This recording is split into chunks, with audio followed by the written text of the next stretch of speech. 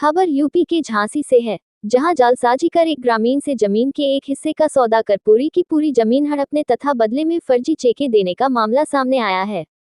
इस मामले को लेकर आज पीड़ित दंपति ने पुलिस अधिकारियों की शरण लेकर कानूनी कार्रवाई किए जाने की गुहार की है।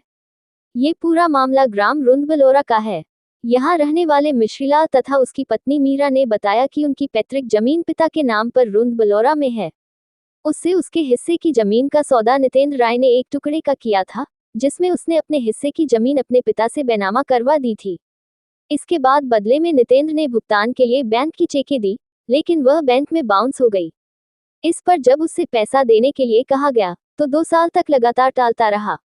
मिश्रीलाल के अनुसार संदेह होने पर जब उसने कागजातों की जांच करवाई, तो पता चला कि नितेंद्र ने उसके साथ साथ उसके दोनों भाइयों दयानंद व वीरेंद्र के हिस्से की भी जमीन हड़प ली।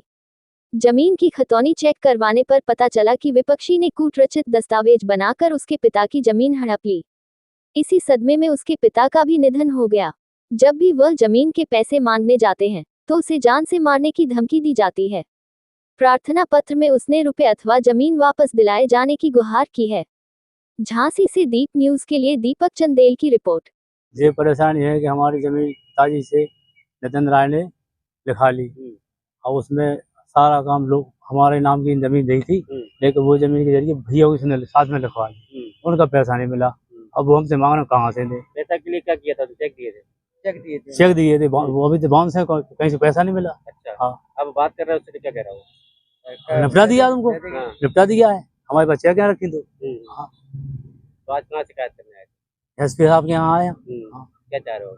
अब तो हमको पैसा चाहिए या जमीन वापस दे हमें। जमीन वापस दे या पैसा दे, हम उनका पैसा कैसा व्यक्ति है जिसने आपकी जमीन हड़प ली?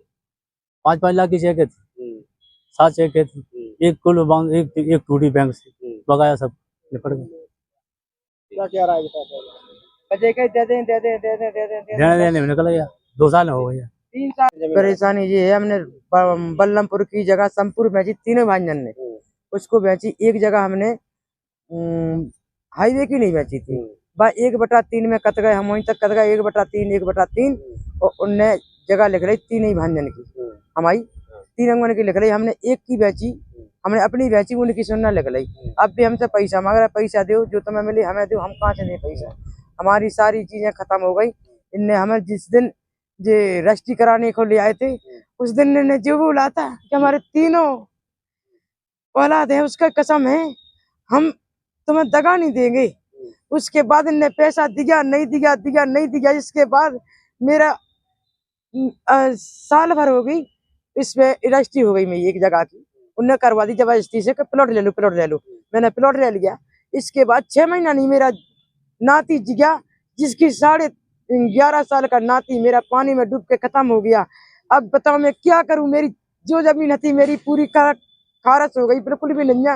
मैं इसी रोड पे बैठी, मेरे को लेने कहीं भी ऐसा नहीं है कि दाना में कहीं से खा नहीं मिले, पैसा मिले नहीं मिले। यही तो कह रहा, पैसा में इकट्ठा पूरा मिल जाता हो तो हम अपनी जमीन ले लेते, कच्ची भी कर सकते हम। हमें पैसा मिलो और नहीं मिलो बराबर है।